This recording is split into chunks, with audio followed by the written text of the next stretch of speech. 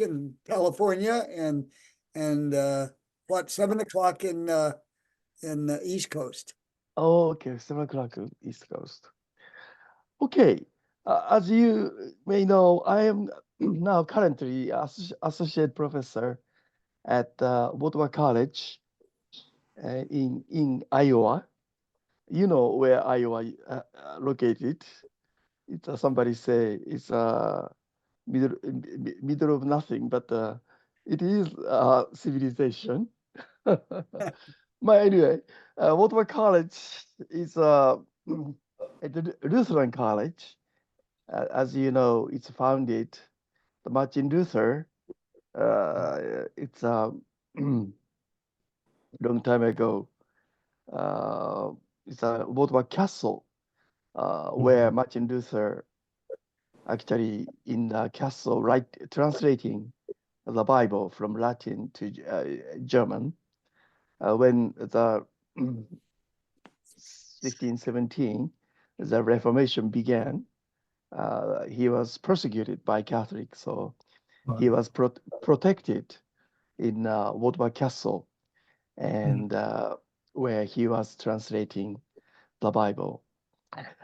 Because of this, my college was founded by German Lutheran Church, and that's why we call my college name as a Wartburg, memorization of the Wartburg castles. So 2,000 students living in a residential college. It's a residential liberal arts college. So I have been teaching world religion in dialogue and interreligious dialogue and Buddhism, and also Islam and religion of China, Japan.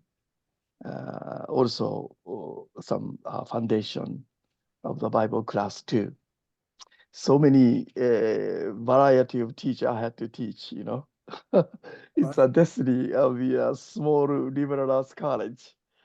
So I have been very enjoying the college and bringing students to also Japan, the interreligious dialogue with Rissho Kosei members of the high school and IARF, Japan chapter young people.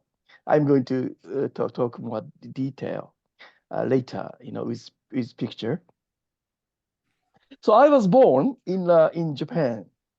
It is a very small city. It's a Ishikawa prefecture. It's the Tokyo here, right? Tokyo and Kyoto, Osaka, right? So I was born in Ishikawa prefecture. It's a Hakui city. So my town is famous for the beach, you know, Chirihama Beach.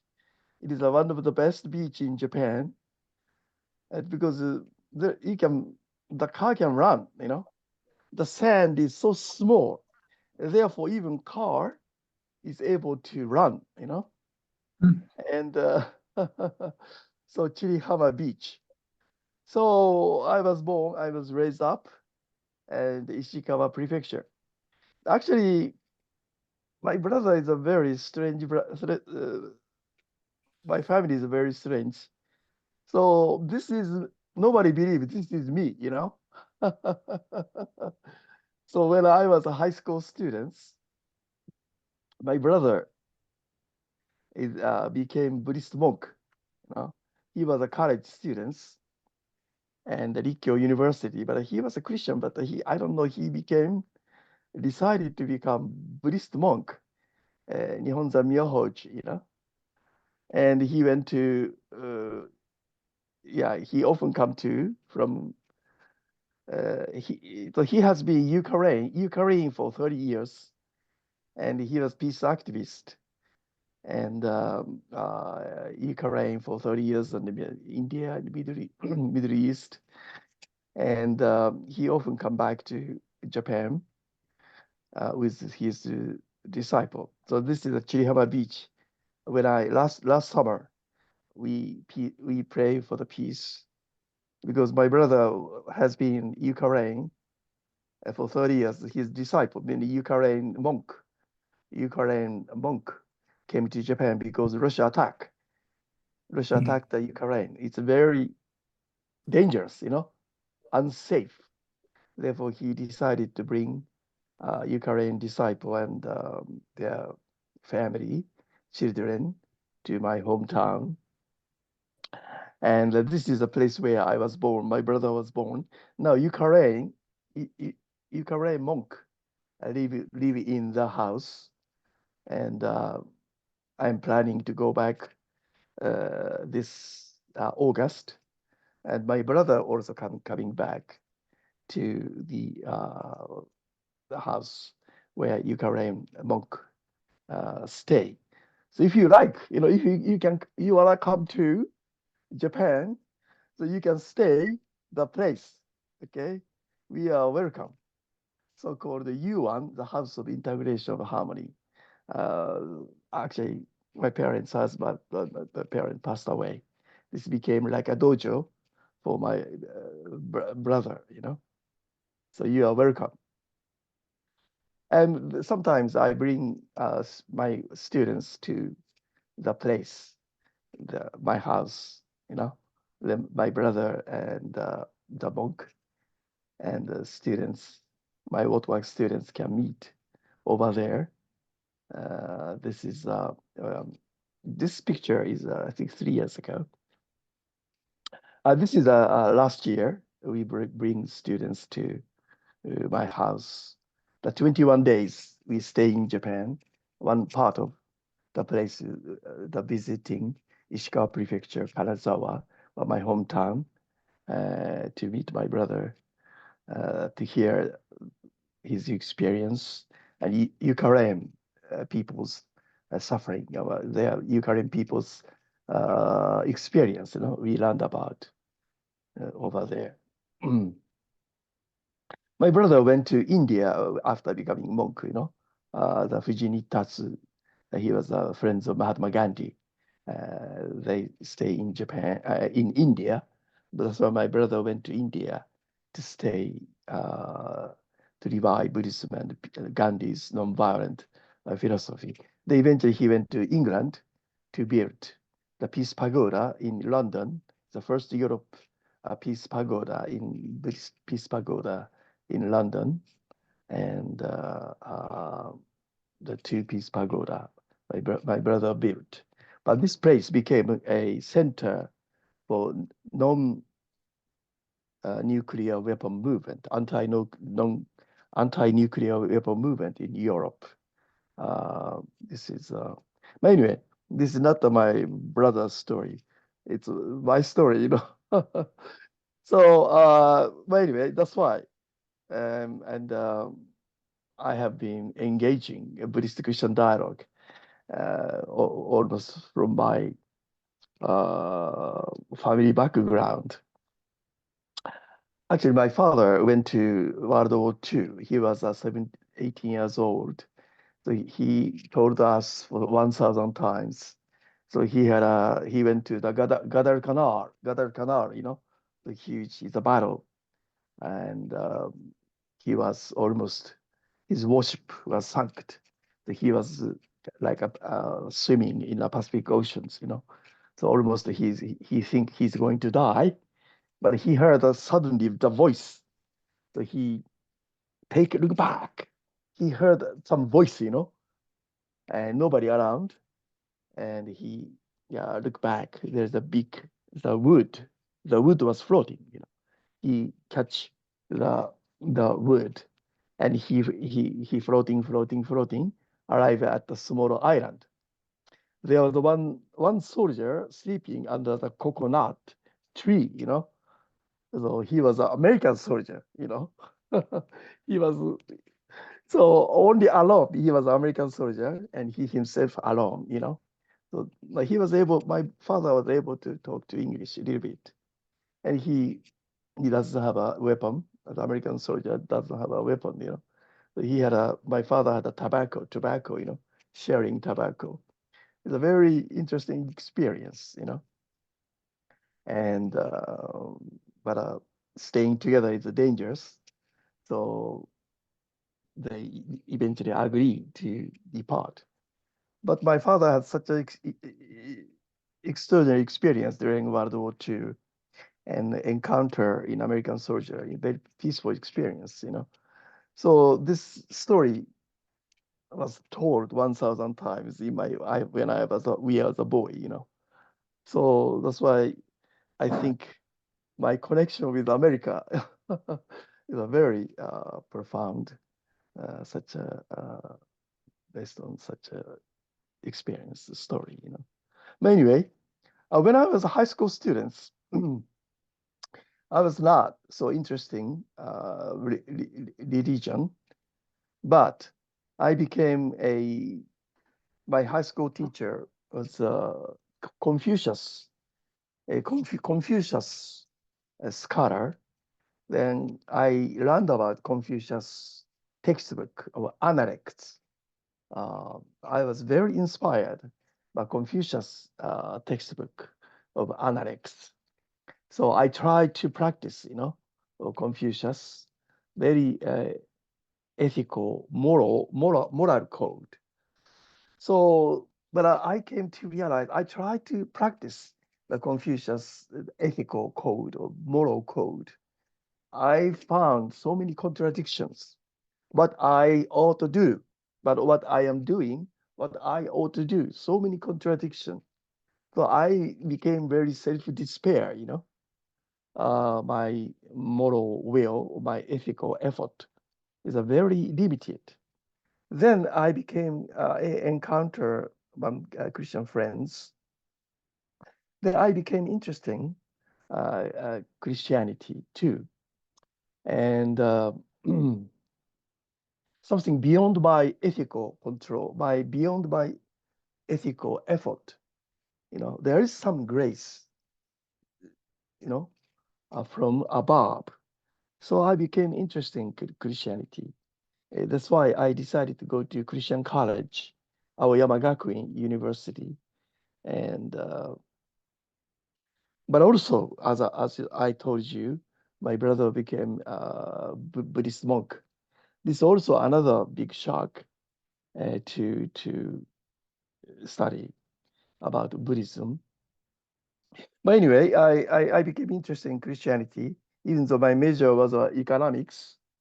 But my interest was at the college was almost involved in my extracurricular activity, you know. I'm not interested in economics, you know, but I was involved in extracurricular activity, religion philosophy club, you know. I was very much interesting. Then I decided to go to America because Christianity come, the missionary, the college was founded the United Methodist College, Aoyama Gakuin. So I decided to study the theology at New Jersey, Drew University at the Madison, New Jersey. There is a graduate school. So I studied Christian history and theology at Drew University. I learned a lot. Particularly, I was very inspired American society's dynamic interaction between Christianity and social justice, you know, which is amazed to me how American Christianity and the social justice, the social activity are dynamically interacted. You know, so I learned a lot, civil rights movement and abolitionist movement, you know, I was inspired. But I have a still many theological question, you know, and uh, who Jesus was, and so many questions. And also, I have a little problem. Some, not everybody, you know, some Christians exclusivity, you know, exclusivity against other religion. Not all, you know, but that's why I have some finality and of Christian truth. So I decided to study other religion because the more I study uh, uh, other religion and culture, which is Christianity, So I was Confucianist or some kind of Buddhist, but by studying Christianity and the more, so I try to look at my own Eastern tradition from very different perspectives, you know. So I became very interesting some East and West interreligious dialogue. So I decided to study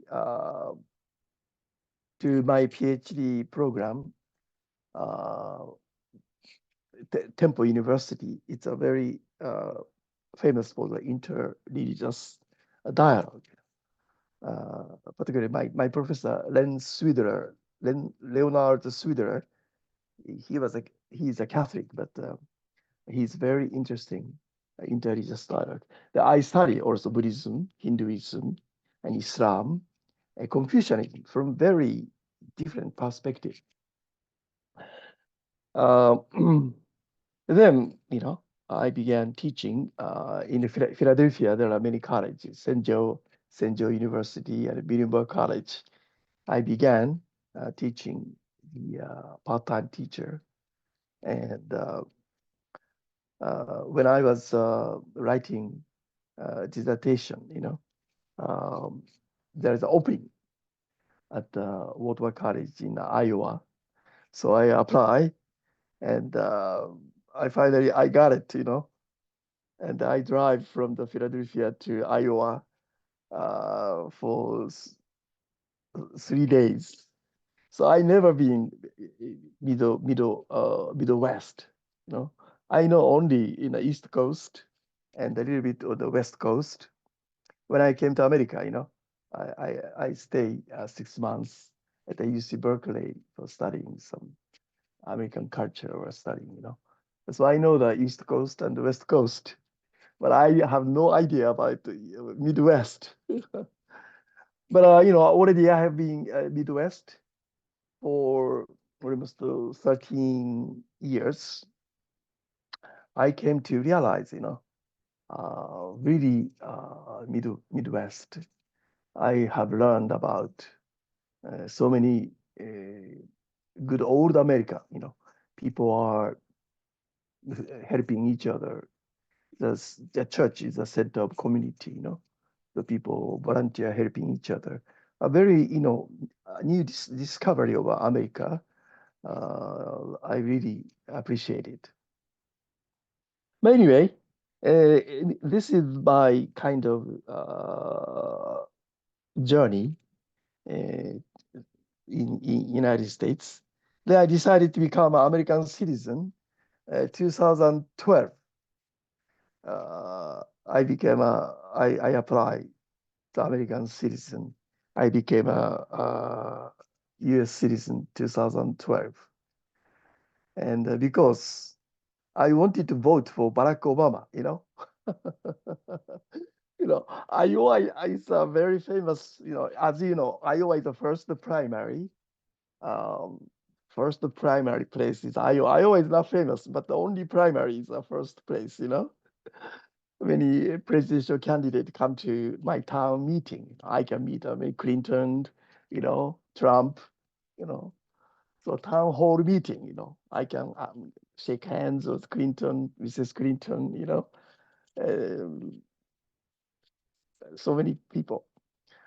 When Barack Obama, I really like him. I really want him to become a president.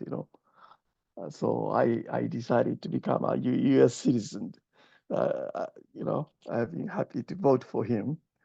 But after the U.S. citizen, Trump become president. I mean, a little bit regret, but I still, keeping hope to contribute American. That's why I became very fascinated. Why American people like a town hall meeting, primary, the president is like my president, the kind of very closely associated with the people and politicians. That's why the sounds of citizenship The sounds of citizenship is a very important in America. When I was in Japan, I never strongly realized how important citizenship, of Japan. So, but in America, how important the citizenship to vote, for the candidate. So therefore, anyway, I have been. That's why I have been very interesting. So Buddhist Christian dialogue. So one reason, I was why interesting comparative religion in my life. One reason was when I read the Carl Jasper's the axial age. You already know Carl Jaspers, the axial age.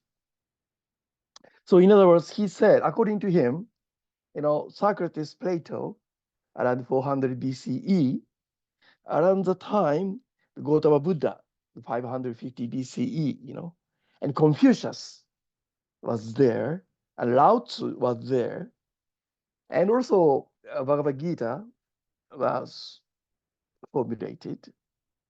And Middle East, just the Israelites from Babylonian captivity, and after 70 years of Babylonian captivity, they returned to Israel to build the second temple, around 530 BCE.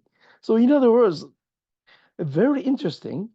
So Israelites, great prophets, like Isaiah, uh, Ezra, Nehemiah. At the same time, in India, the Gautama Buddha have a great enlightenment experience. And Confucius and Lao Tzu was there, And if they had iPod, Gautama Buddha and Confucius could have chat, what's up, Then when Confucius died, the same years, I think, the Socrates was born in Athens, in Greece. So this very why, it is not just accidental. There is something, the Karl Jasper's idea of axial age became very interested me too. Why the human spiritual horizons? Confucius, Lao Tzu, Gautama Buddha, Bhagavad Gita, Socrates, and great Israelite prophet almost simultaneously rise up in a human spiritual consciousness. It's very interesting me. There is some connection. Of course, they didn't know each other, of course, but why? Well, this became very interesting for me to become comparative religion. And also, my academic interest in, Alexander the Great. Alexander the Great, was tried to come to India tried to conquer India for around 300 BCE. He encountered many Buddhists and Buddhist scripture. Because King Asoka was, of course, his grandfather, and Alexander the Great fighting, but eventually King Asoka later on came to unify India according to Buddhism, Buddhism principle. That's why I'm very interesting. Why the Jesus disciples, Thomas went to India, still St. Thomas Church in India, and very and Gospel of Thomas and the Lotus Sutra. Very interesting kind of Lotus Sutra was the 40 CE, And this disciple Thomas went to India, and Gospel of Thomas, very closely located. And this is now very much interesting, my interest. So more than we think that through the Silk Road, East and West was pretty much dialogue, communicated each other. And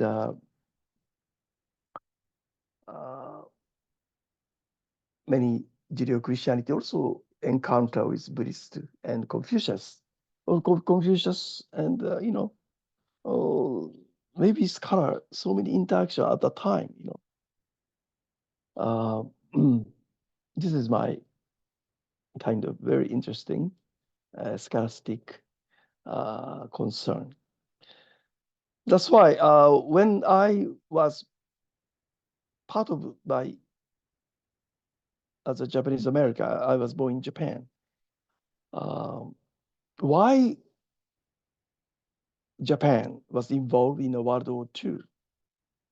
Many people suffer, kamikaze and atomic bomb, So many 3.3 million Japanese soldiers or civilian die. US soldiers 330 people. China 12 millions. Korea 0.48 millions. So many suffering. And I really researched. Then I found there is okay, hold on. I forgot there is a opportunity. Okay, hold on. If Japanese Christianity and Buddhist had worked together, there would have been the way to prevent the war and nationalistic aggression against Korea, China, and finally United States.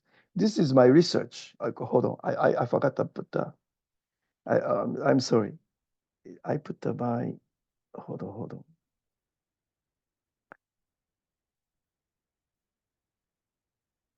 So, I'm sorry.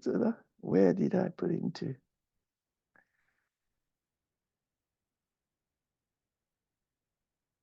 Hold on.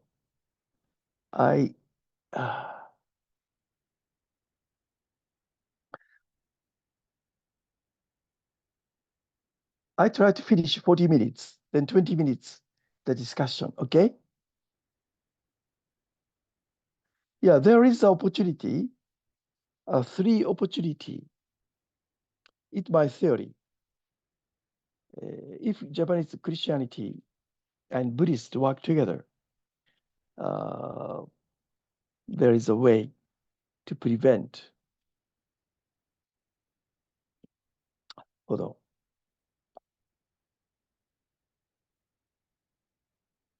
Okay. Please forgive me. The slide that I wanted to show, I don't know, something disappear. Hold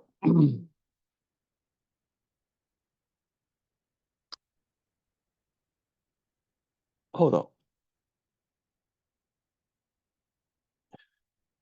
Forgive me. Can you hear?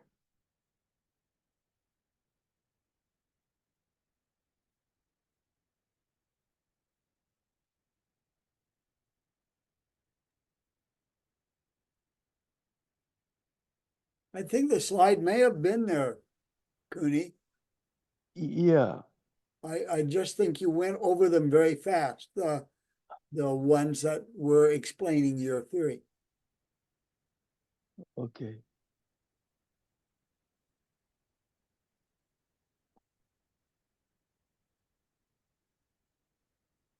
Can you, okay. Can you see my slides right now? Right now we have pictures again. of, Only picture. right now we just have, the participants. We don't have the, Oh, okay, okay, okay, okay, yeah, okay. Sorry about this. no, that's all right. Yeah, yeah. Actually, Japan has the opportunity if Christianity, Buddhist have to work together. Uh, we have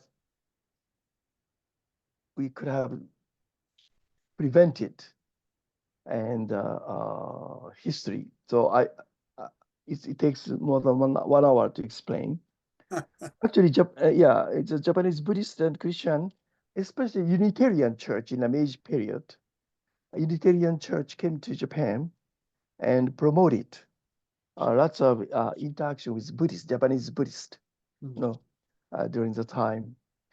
Progressive Japanese Buddhist and the Unitarian Church has a very good interactions, making bridge of the Unitarian Church and the Buddhist and Christianity. You know, Mm. um, I really appreciate Unitarian Church contribution to the Buddhist Christian dialogue in during the Meiji period. But because of populism, you know, so many nationalistic populism emerged in 1930s and 40s. And even though there is a young Buddhist and Christian try to resist such a uh, uh, ultra nationalistic tendency. That's why it is my theory. Mm. Dialogue has dialogue has. Can you see? Yes, leaning from Yes, history on the role of religion, yes. yes, yes. That's why after war starts, it is very difficult to stop patriotism. After war starts, always patriotism ignites. You know, therefore, during the peacetime, how intelligence cooperation dialogue to stand up against the government propaganda of hatred message towards others, other cultures. That's why religious freedom, religious diversity is the foundation of the nation. You know, do not put all eggs in one ideological basket, you know? Yeah, that's why I really important International Association for Religious Freedom, our IARF mission. How religious freedom is a critical for the nation to survive. Unfortunately, Japan, after Meiji Restoration, state Shinto was invented by government to centralize Japan, center their own emperor. They say state Shinto is not religion. State Shinto is just a state rituals. All Buddhist Christians had to follow, you know. All public school, they practice state Shinto bowing emperor's picture and signature, you know. But this is not very good. It's molding Japanese mind towards the emperor, you know. That's why religious freedom is critical for the nation to survive. You know, of course, you know, the, dialogue has a lots of dimensions. There is intellectual dialogue of the head, at least intellectually understanding as a religion, as a history, as a religious teaching, you know, but also dialogue of the heart.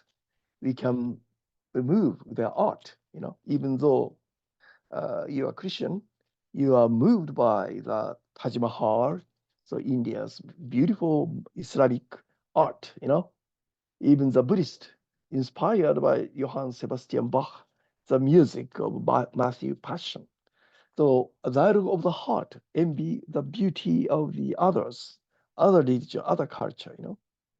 And also dialogue of the hands, work together, hand by hands, even though disagree, but we can work together.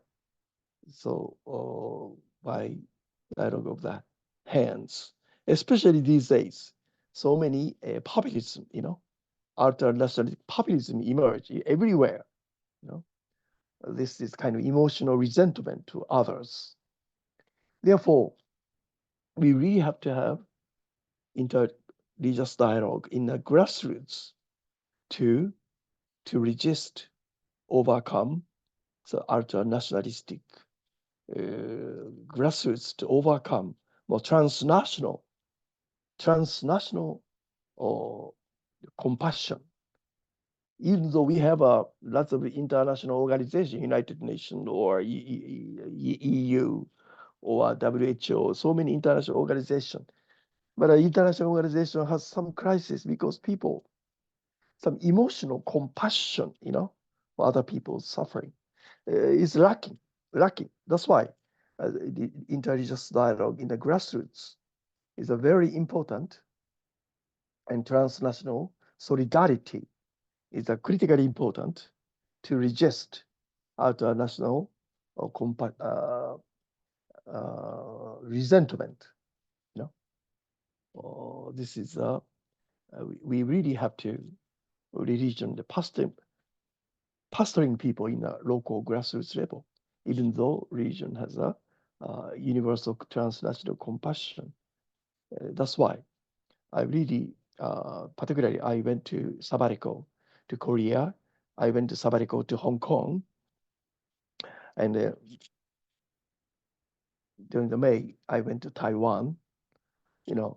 So really, Japan-Korea reconciliation. I already talked about IARF, the World Congress last year, and even though democracy, freedom, we share so many historical resentment, between Japan and Korea.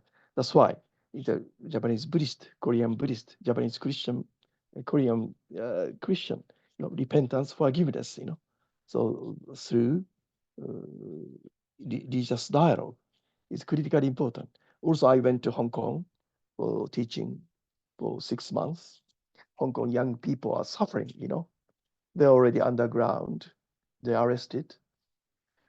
But, so many Hong Kong young Christian students stood up, but now it's a very difficult situation. Hong Kong national security law, so the young people beaten, arrested, and underground. So we really want to support them. So Japan and Korea, Hong Kong, Taiwan, United States, so based on the religious freedom, we can love, forgive, unite. Then we can show the great example, lovingness, forgiveness, repentance. We have a showing great example among Korea, Japan, Taiwan, United States. We can move to China, North Korea, Russia, by the great examples. But anyway, that's why I have become very interesting Buddhist Christian activity, dialogue. That's why I bring my students to Japan, to Yokohama, Hiroshima. So many students are really inspired by Rissho Kosekai's, holy temples. We visit the Rissho Kosekai High School. They dialogue each other, and this is a very important. My American students love onsen, and this is Rissho Kosekai's Hiroshima's people volunteer to host us, to helping my American students. Then we also invited atomic bomb survivor. She's now 92 years old. Mrs. Yoshida came to share her experience of atomic bomb when she was 12 years old. Such a story we are able to hear. I translated Mrs. Yoshida's talk. It's a great experience for American students, and we work together too in Japan. Such a places. But anyway, then Otani University, Aoyama Gakuin University, we are Buddhist Christian dialogue through young people. Oh, it is important for the future. So we participate in judo class, Rissho Kosekai's the class, and the IARF young people in Japan, IARF members in the students member. So we have a important discussion, group discussion. The IARF Japanese chapter students, young people, and our people together. And yes, okay. I want to. I'm sorry, I don't have a time to. My kind of a double belonging, you know, and I am interesting why a double belonging, Buddhist Christian. I'm a Buddhist Christian, and I'm okay.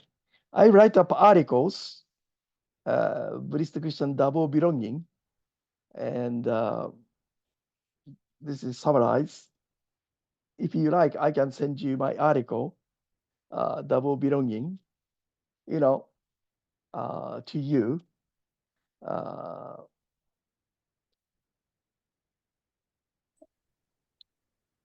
Well, that's very generous. I think that would be a good thing for many people to see. Yeah.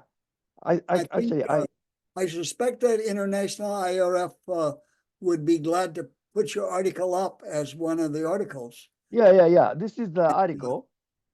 This is my article, Buddhist Christian double belonging. Actually, the Dharma, the very important uh, magazine. You know Dharma or Dharma World, right? Mhm. Yeah. So yeah, Dharma World, my article there. So I can send you, okay? Good. Dharma World. Yeah, There is also send it to George Williams as our IRF sure. international Yeah. president and to Luke in at the Yes. international headquarters. Yes. I send an article to Good. Buddhist Christian double belonging and to you. Okay. Kuni, So can you accept questions now from people? yes. That's Questions? why yeah. The So 50. put your either hand up so we can see it or make the magic hands if you want to, if you'd like to speak.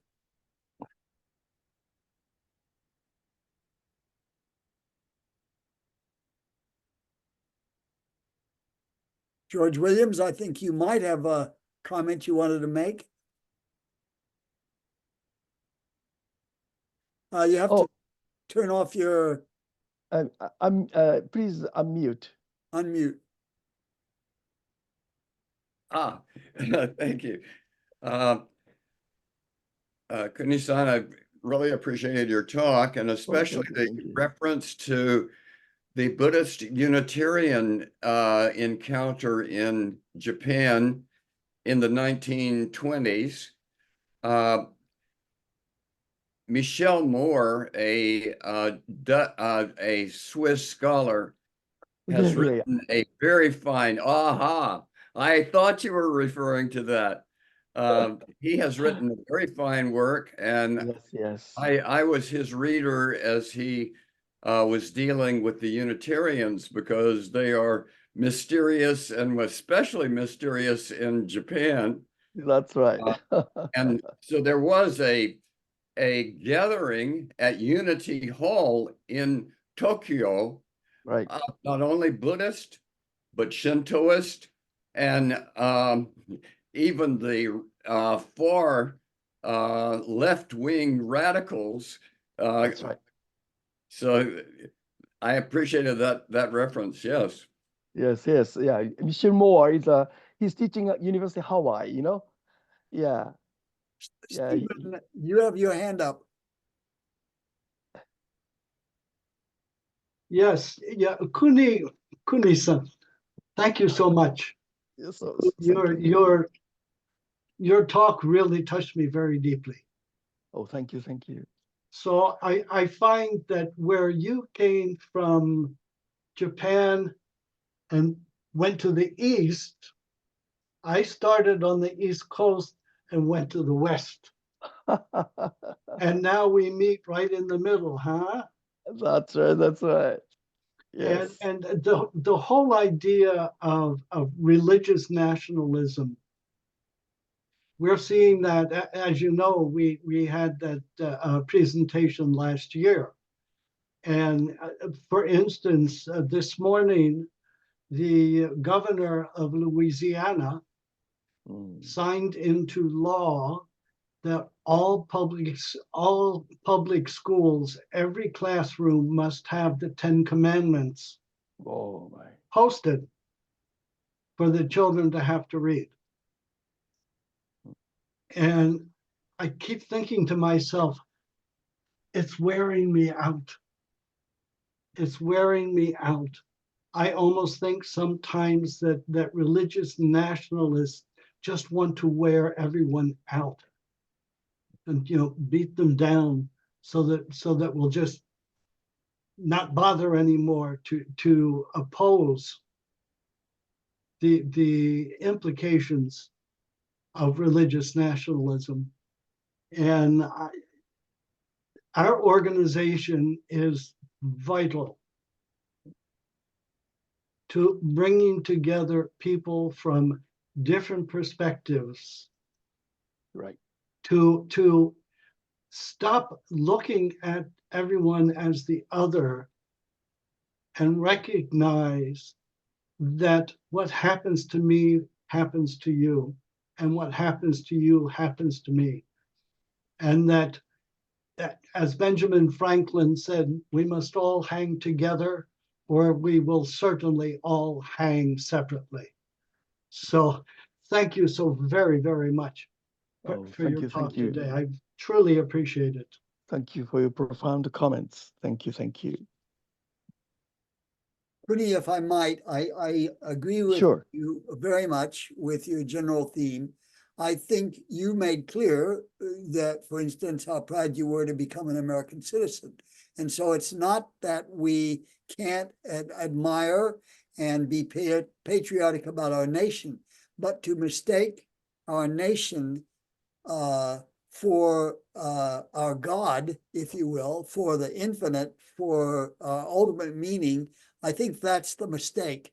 And religious people, wherever they're coming from religiously, realize that. They realize there's something bigger than the present and larger than any one nation or one ethnicity, one people. And I think that's the transition we have to make. As you know, my own sense of this is that we really need to become globalists, I think, at this point, which doesn't mean that you stop having an identity any more than we stop having families because we have nations. But I think there needs to be a transition, and because of our damage to nature, I think people are realizing we have to become internationalists very rapidly, or we probably won't survive as a world. And that's a central thing. And so I think it's a place where we are going to have to make ideological leaps and bounds. And you're helping. That's right. Yeah. I want to make sure that anyone else that wants to make a comment, we still have 9 minutes. So if anybody else would like to either ask Kuni a question or make a comment, we welcome it.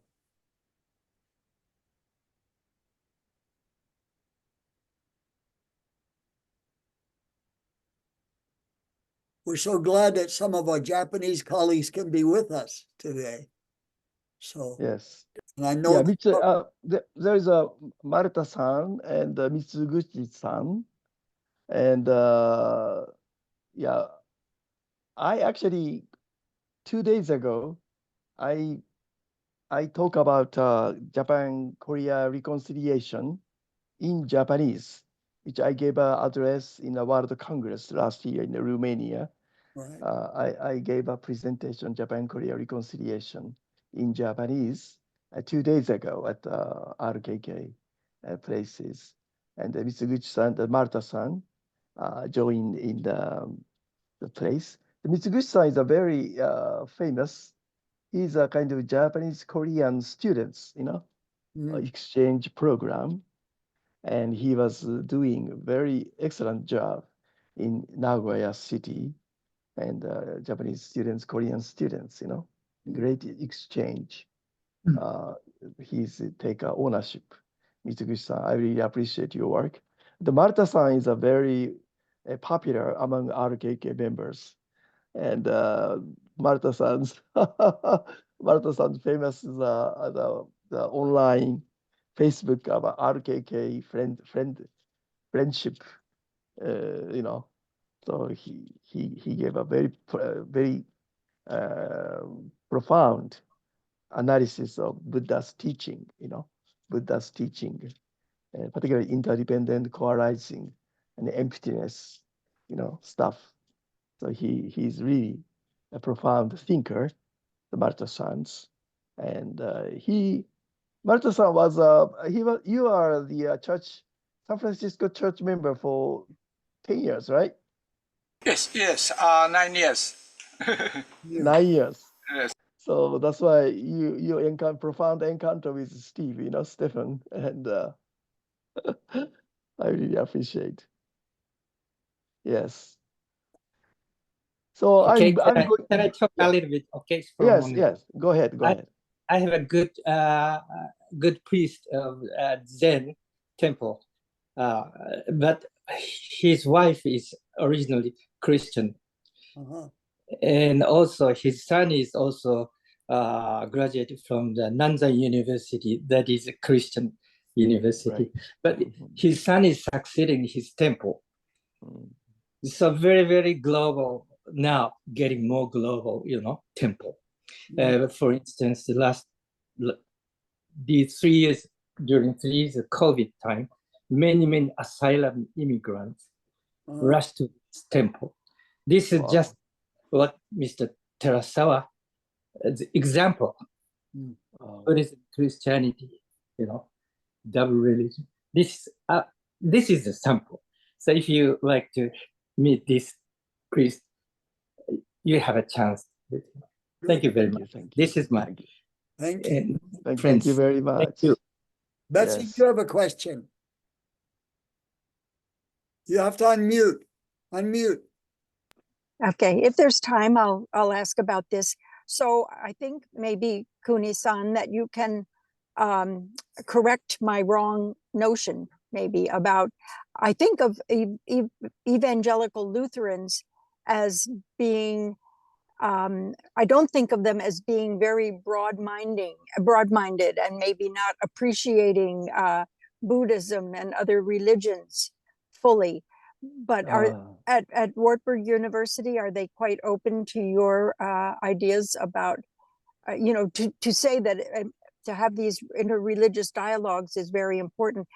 On some level, that's already saying both religions are valid and valuable in the world. Right. Okay. A little bit redefine. So the church I belong, the Evangelical Lutheran Church of America, so-called ELCA. It is name is evangelical, but actually they are very kind of mainstream of liberal Lutherans. Yeah. More so than some other Lutherans. Some Lutherans so-called other, they separated from the right. They are very conservative. But the ELC, Evangelical Lutheran Church, mainstream, they are more liberal and more open to interreligious dialogue. Yeah, that's why I'm hired by the right. I got a job at the Wartburg College. Even though they read your dissertation. That's right. That's right. That's right. And then they Okay. hired, and also, Watermark Seminary, actually, President of Watermark Seminary, Christine Largent, she is a Lutheran ELCA members. Also, she got a PhD at GTU, Graduate Theological Union, Berkeley, and about Buddhist emptiness, philosophy of emptiness. He's the president of Watermark Seminary, not college, but seminary. So that's why we are Lutheran, very interesting dialogue with Buddhism, Yes, yes, I Yeah, see. Okay, yeah, thank you. I'm yeah. glad I asked. Thank you, thank And you. thank you for answering. Okay, okay. Any other? So whenever, I'm going to bring my students, Watermark students to Japan and next May, visiting IARF Japanese chapter members, dialogue, and also Rissho Kosei High School and Buddhist group. So, so I look forward to great dialogue among young generation. So I really hope our American chapter also more vitalizing some program for American youth, the young American IARF members or Unitarian members to get together. I look forward. Uni, And I have a question that doesn't have anything to do with your talk. And okay, that is, how did you meet your wife? Did you meet her in America or did you meet her in Japan? yes, she was a nurse, and I was a patient. Oh. You are a So very good patient, I think. that's a good patient, nurse patient, making a profound love eventually. Wonderful. Yeah, thank you, thank you. Okay, I think so it's thank you. a wonderful talk. Thank you very much. Okay, As you heard, George Garland will be doing our talk on July 17th on the Sustainable Development Goal, climate change. okay, And I think an overview about the sustainable UN goals. So that would be okay, great. And okay. we look forward to, and I thank look you forward. very much for all of you who participated today.